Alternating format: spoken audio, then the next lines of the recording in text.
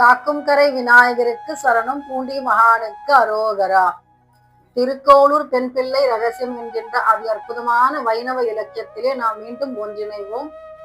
ஸ்ரீமத் ராமானுஜருடைய குருவருளாலும் எம்பெருமான் ஸ்ரீமன் நாராயணமூர்த்தியினுடைய திருவருளாலும் அழைத்து வரச் சென்றேனோ அக்ரூரரை போல என்று ஆரம்பித்து ஒவ்வொரு வரியாக சொல்லிக்கொண்டே இருக்கின்றார் மோர் விற்கக்கூடிய பெண் பிள்ளை. ஆயுதங்களை ஈந்தேனோ அகத்தியனை போல என்று சொல்லிவிட்டாள். இப்பொழுது 28வது வரியை சொல்கின்றாள். அந்தரங்கம் புக்கேனோ சஞ்சயனை போல என்ற ஒரு வார்த்தையை சொல்கின்றாள். இது மகாபாரதத்தில் வரக்கூடிய நிகழ்வு. அறிவியல் வளர்ந்து விட்டது. எண்ணற்ற நிகழ்ச்சிகளை நாம் நேரலையாக பார்க்கின்றோம் வர்ணனையோடு. ஆனால் உலகத்திலேயே முதல் தடவையாக லைவ் டெலிகாஸ்ட் சொல்லுவோம் இல்லையா, அதை நிகழ்த்தி காட்டிய அற்புதம் சஞ்சயனுக்கு உரியது. எதை எப்படி அவர் காண்பித்தார்? குருஷேத்திர போரை காண்பித்தார். யாருக்கு? திருதராஷ்டிர மன்னருக்கு. சஞ்சயன் யார்? மகாபாரதத்திலே மறக்க முடியாத ஒரு கதாபாத்திரம் உண்டு என்று சொன்னால் பலருடைய அனுதாபங்களையும் பெற்ற கர்ணன். மிகச்சிறந்த வில்லாளி மட்டும் கிடையாது, கொடையாளியும் கூட. இல்லை என்ற சொல்லை அறியாதவன். அவனுடைய தாய்மாமா தான் இந்த சஞ்சயன். சரி, இவருக்கு என்ன சிறப்பு? இவர் எப்படி கிருஷ்ண அன்பராக விளங்கினார்? எப்படி இவருக்கு இந்த லைவ் டெலிகாஸ்ட் சொல்லுவோம் இல்லையா, அந்த நேரலையை வழங்கக்கூடிய சக்தியை யார் கொடுத்தது? திருதராஷ்டிர மன்னர். இவர் கௌரவர்களின் தகப்பனார். இவரும் சஞ்சயனும் ஒரே குருகுலத்தில் பயின்றவர்கள். வேதவியாசருடைய சீடராக திகழ்ந்தவர் சஞ்சயன். கர்ணனுடைய வளர்ப்பு பெற்றோர் அதிரதன், ராதை. இந்த ராதையினுடைய உடன் பிறந்த சகோதரன் தான் சஞ்சயன். கர்ணனை வளர்ப்பதற்காக அங்க தேசத்தை இவர் சஞ்சயனுக்கு வழங்கிவிட்டார். அங்க தேசத்து ராஜாவாக திகழ்ந்தவர் சஞ்சயன். ஆனால் திருதராஷ்டிர மன்னருக்கு சஞ்சயனுடைய தேரோட்டும் திறமை மீது அதீத நம்பிக்கை உண்டு. ஒரு தேரோட்டியாக திகழக்கூடியவர் எந்தவித சஞ்சலத்துக்கும் ஆளாக கூடாது. இப்படிப்பட்ட உறுதியான திடமான மனோநிலை கொண்டவர் சஞ்சயன். திருதராஷ்டிர மன்னருக்கு தேரோட்டியாக திகழ்ந்ததால் இவர் மிகப்பெரிய சிறப்பை பெற்றார் அஸ்தினாபுரத்து அரண்மனையிலே. சூதாட்டத்தில் ஒப்புக்கொண்டபடி 12 வருடங்கள் வனவாசம் முடித்தாயிற்று. 1 வருடம் அஞ்சாத வாசமும் முடித்தாயிற்று. இப்பொழுது பஞ்சபாண்டவர்கள் சென்று கேட்கின்றார்களாம் துரியோதனனிடம், எங்களுக்குரிய பங்கை வழங்குவாய் என்று கேட்கும் பொழுது அவன் இல்லை என்று மறுத்து விடுகின்றான். போர் நடப்பதற்கான சாத்தியக்கூறுகள் அதிகமாக தென்படுகின்றது. போரை நிறுத்துவதற்கான காரணத்தை ஆராய்ச்சி செய்கின்றான் திருதராஷ்டிர மன்னன். அவனுக்கு போரில் விருப்பம் கிடையாது. தன்னுடைய மகன் மட்டுமே நாடாள வேண்டும் என்ற பேராசை மட்டும் இருக்கின்றது, சுயநலம் இருக்கின்றது. இதற்காக தூது செல்ல சஞ்சயனை நியமிக்கின்றான். நீ சென்று தருமரிடம் நீ தவத்தில் ஈடுபட வேண்டும் என்று சொல், போர் வேண்டாம் என்று சொல்லிவிடு. இந்த செய்தியை தாங்கிக் கொண்டு புறப்படுகின்றான் சஞ்சயன். திருதராஷ்டிரனுடைய தேரோட்டி மட்டும் கிடையாது, இப்பொழுது தூதனும் கூட.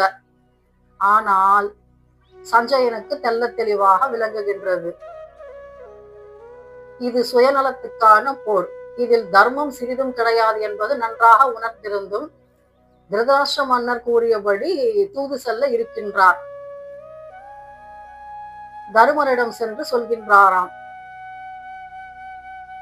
போர் செய்வது மிக சரியான தீர்வு கிடையாது.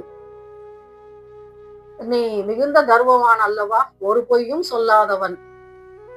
நீ ஏன் இந்த போரை தடுத்து நிறுத்தக்கூடாது? உன்னுடைய பங்காளிகள் தானே கௌரவர்கள், நீ தாராளமாக விலகி சென்று விடலாம் அல்லவா இந்த ராஜ்யத்தை விட்டு.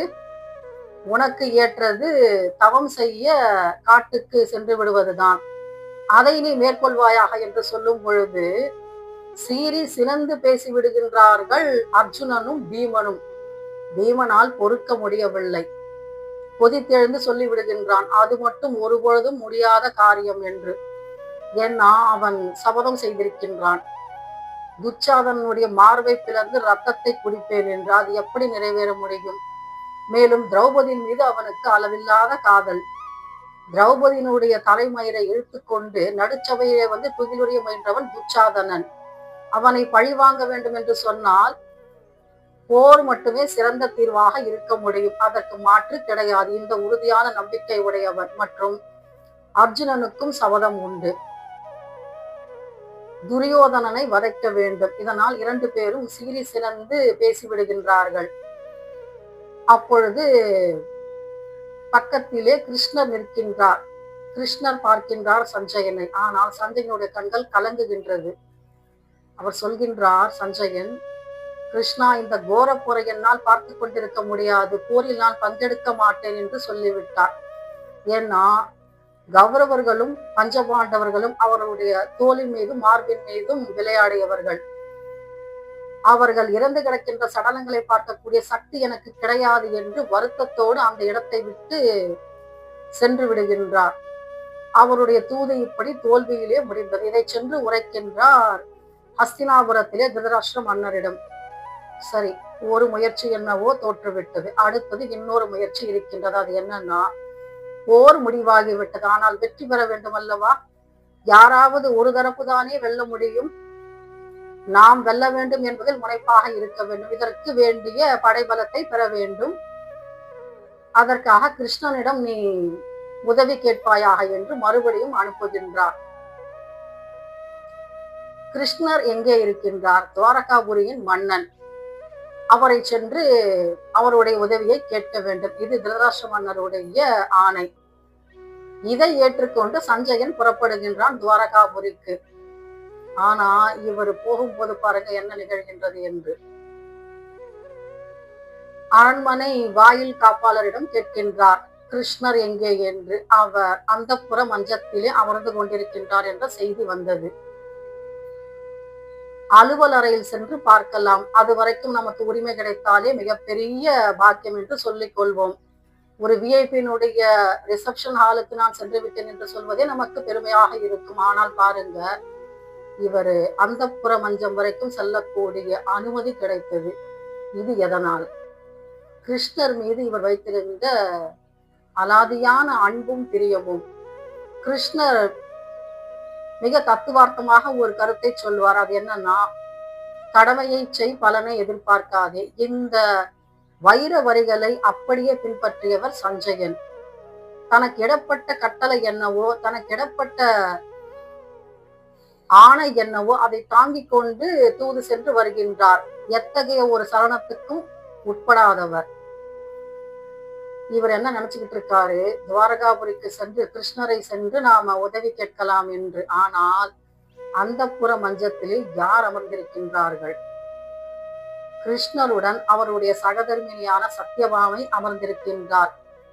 இது ஒன்றும் நமக்கு வித்தியாசமான நிகழ்வு கிடையாது. ஆனால் பக்கத்திலே அர்ஜுனனும் அவருடைய மனைவியான திரௌபதியும் அமர்ந்திருக்கின்றார்கள். முடிவு பண்ணிக்கிட்டாரு சஞ்சயன், வந்த காரியம் வெற்றி கிடையாது. ஏன்னா அந்தப்புற மஞ்சம் வரை அர்ஜுனனும் திரௌபதியும் அமர்ந்திருக்கின்றார்கள் என்று சொன்னால், கிருஷ்ணருடைய அன்பான நண்பன் அர்ஜுனன், அவனுக்கு மட்டுமே அவர் சக்தியை கொடுப்பார், உதவி புரிவார் என்று சொல்லாமல் சொல்லக்கூடிய நிகழ்வு இது. இதை உணர்ந்து கொண்டான் சஞ்சயன். கைகூப்பி வணங்கிவிட்டு வெளியேறி விடுகின்றான். ஏன்னா அவனுக்கு புரிந்து விட்டது, கிருஷ்ணருடைய சகாயம் சர்வ நிச்சயமாக திருதராஷ்டிர மன்னருக்கு கிடைக்காது என்று.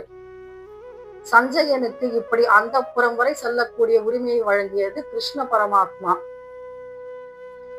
18 நாட்கள் குருஷேத்திர போர் நடைபெற்றது. இந்த 18 நாட்கள் போரிலும் நேரலையாக இந்த நிகழ்வை பற்றி, போரிலே என்ன நடக்கின்றது என்பதை பற்றி அங்குலம் அங்குலமாக வர்ணனையாக சொன்னவன் சஞ்சயன் திருதராஷ்டிர மன்னருக்கு முதல் நாள் போரா.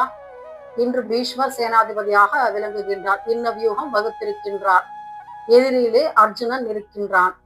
இப்படி போரில் நடக்கின்ற ஒவ்வொரு நிகழ்வுகளையும் ஒரு வரி பிசகாமல் அகக்காட்சிகளால் தெரியப்படுத்திய திறமை சஞ்சயனுக்கே உண்டானது. இது எப்படி ஏற்பட்டது? வேதவியாசர் கொடுத்த அருள் சக்தி. வெறும் கண்கள் மட்டும் கிடையாது, அகக்கண்களையும் கொடுத்து அஸ்தினாபுரத்து அரண்மனையில் இருந்தபடியே குருஷேத்திர போரை காணக்கூடிய, அதை வர்ணிக்கக்கூடிய சக்தியை கொடுத்தவர் வேதவியாச பெருமான் சஞ்சயனுக்கு. கிருஷ்ணர் மீது எவ்வளவு அன்பு இருந்திருந்தால் அந்த புறம் வரை செல்லக்கூடிய உரிமை கிடைத்திருக்கும் ஒரு பக்தனுக்கு. இப்படிப்பட்ட அருமையான கிருஷ்ண அன்பை வைத்தவர் சஞ்சயன். இதைத்தான் சொல்கின்றால் திருக்கோளூர் பெண் பிள்ளை. அந்த அந்தரங்கம் புக்கேனோ சஞ்சயனை போலே என்று. சஞ்சயன் என்பவன் கர்ணனுடைய தாய்மாமா. அவனுக்கு இப்படி ஒரு அற்புதமான சக்தி கிடைத்தது கிருஷ்ணர் மீது வைத்த அன்பினால். இதைத்தான் சொல்கின்றால் மோர் விற்கக்கூடிய பெண் பிள்ளை.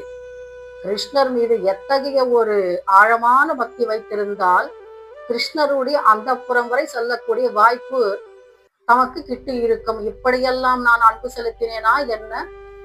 கிருஷ்ணர் இல்லாமல் அவருடைய விஸ்வரூப தரிசனத்தை எப்படி நம்மால் கண்களால் பார்த்திருக்க முடியும்? அது கிருஷ்ணர் இட்ட தெய்வீக பரிசு அல்லவா சஞ்சயனுக்கு. பகவத்கீதையை முதலிலே கிருஷ்ண பரமாத்மா உபதேசம் செய்தார் பார்த்தனுக்காக. அடுத்தது இதனை வரி பிசகாமல் திருதராஷ்டிர மன்னருக்கு கூறிய பெருமை சஞ்சயனுக்கே உரியது. முதல் வார்த்தையை என்னவோ, முதலாக சொன்னது என்னவோ கிருஷ்ண பரமாத்மாவாக இருந்திருக்கலாம். ஆனால் ஹஸ்தினாபுரத்திலே திருதராஷ்டிர மன்னருக்கு உபதேசம் செய்த பெருமை சஞ்சயனுக்கே உரியது. இது கிருஷ்ண பரமாத்மா அவனுக்கு இட்ட அற்புதமான பரிசு, அன்பு பரிசு. கிருஷ்ணருடைய அந்த புறம் மட்டும் கிடையாது, அவருடைய அகம் மனதிலும் செல்லக்கூடிய அற்புதமான வாய்ப்பை பெற்றவர் சஞ்சயன். இது கிருஷ்ணருடைய பிரேமை மீது வைத்த சக்தி. இதை சொல்கின்றால் மோர் விற்கக்கூடிய பெண் பிள்ளை. அந்தரங்கம் புக்கேனோ சஞ்சயனை போல என்று சொல்லி முடிக்கின்றார். அடுத்தவர் என்ன சொல்ல போகின்றார் என்பதை பற்றி நாம் அடுத்த அத்தியாயத்திலே பார்க்கலாம். அதுவரைக்கும் நாம் ஸ்ரீமத் ராமானுஜருடைய குருவடிகளையும் எம்பெருமான் ஸ்ரீமத் நாராயணமூர்த்தியினுடைய திருவடிகளையும் நினைத்துக் கொண்டிருப்போமாக. மீண்டும் சந்திப்போம் அடுத்த பதிவிலே. திருக்கோளூர் பெண் பிள்ளை ரகசியம் என்கின்ற அதி அற்புதமான வைணவ இலக்கியத்திலே. காக்கும் கரை விநாயகருக்கு சரணம், பூண்டி மகானுக்கு அரோகரா.